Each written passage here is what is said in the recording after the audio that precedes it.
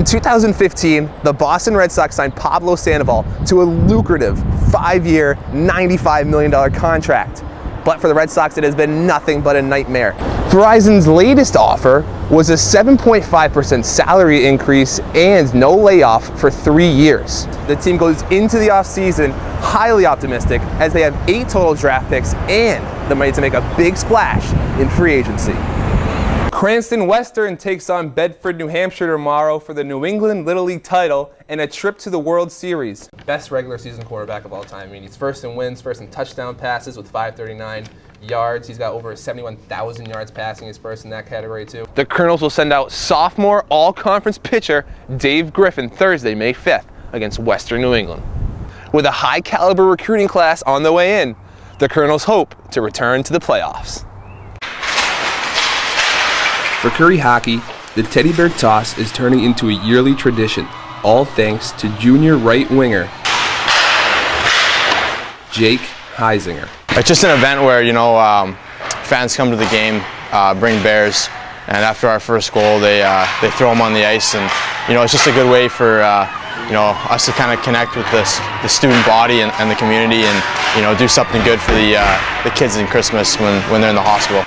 Helping out others is something that is in Jake's blood, as he gets praised for his character from people like his brother Mac and his head coach TJ Manistursky. I thought we were getting a good guy, but it isn't until you're sort of here and you're working with him every day through good times and rough times where the true character is revealed. And he's been top notch. If things aren't going our ways, he's always a guy picking our team up, trying to get us going here. Because of Jake, bears like these get donated to local children's hospitals. That is the reason why he's nominated for the 2016 Hockey Humanitarian Award.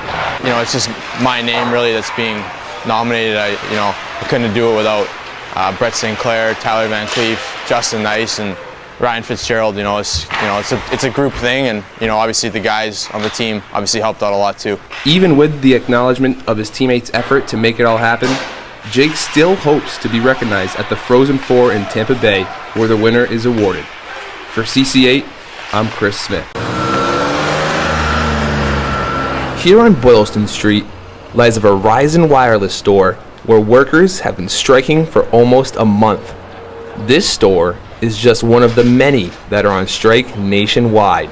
We're trying to renegotiate our contract, which expired in August, so they couldn't reach a point where they could work out a fair deal, so we went on strike after 8 months of negotiating. Although money is an issue, it isn't the biggest reason for the people on strike, as workers are more worried about their job security. They can give us all the money they want, but is my job secure? Job security for people that work in our call centers. They want to outsource those jobs overseas to Mexico, the Philippines. So those jobs would be eliminated right away. Verizon's latest offer was a 7.5% salary increase and no layoff for 3 years. But the people on strike do not think that's a fair deal. Some of the health care was left unexplained. They said there'd be some increases, but they didn't explain it. Some of the job security issues weren't in there. Some of the call center issues weren't in there. So no, I wouldn't accept that contract from what I read. Just because it says something on the surface, there's usually a lot of wiggle room in those types of things. And as the days keep going by, the workers are willing to do whatever it takes until they get the contract that they desire. For CC8, I'm Chris Smith. Cranston Western takes on Bedford, New Hampshire tomorrow for the New England Little League title and a trip to the World Series.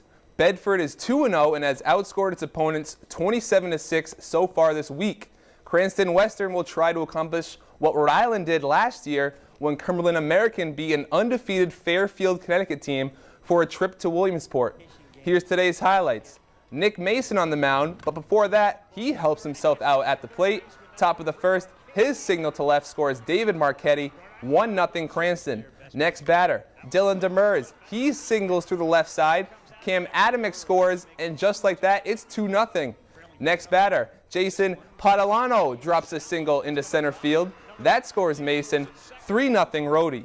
Next at bat, Caleb Harris delivers a 4th straight single for Cranston Western, scoring Demers. Rhodey pouring on 5 runs in the first.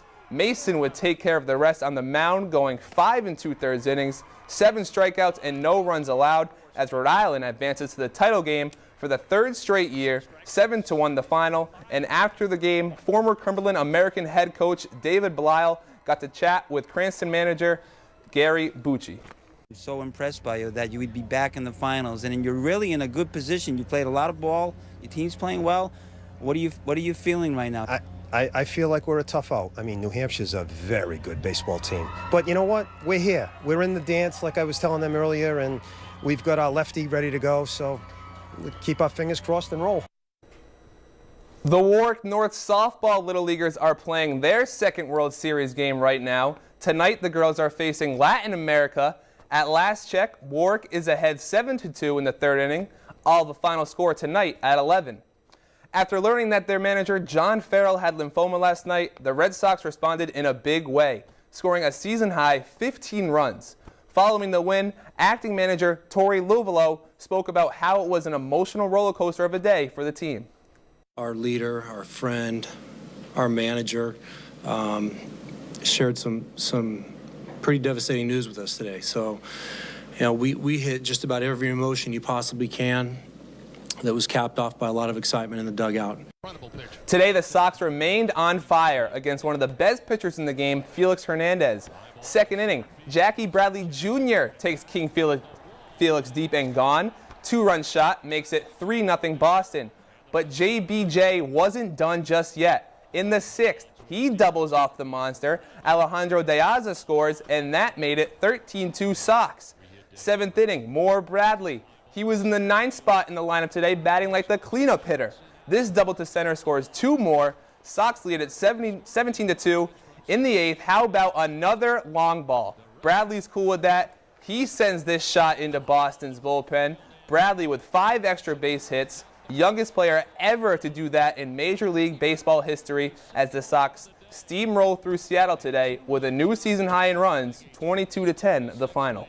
Oh man, it was fun. It was a lot of fun to get a win today, and for the offense to come out the way it did is unbelievable. And you know, hopefully we take this momentum into tomorrow. Yankees were in Toronto, top of the 6th, game tied at 1 before Mark Teixeira blasted a solo shot here. That was more than enough for Masahiro Tanaka. He gets the complete game win as the Bombers take it 4-1. Paw Sox and Iron Pigs playing the first of 2 games today. In the 8th, Alan Craig brings in 2 runs with this single, makes it 5-0. That was enough for Pawtucket. Sox win the early game 5-2. And that's it for sports. I'm Sports Teams 10, Chris Smith. We'll be right back.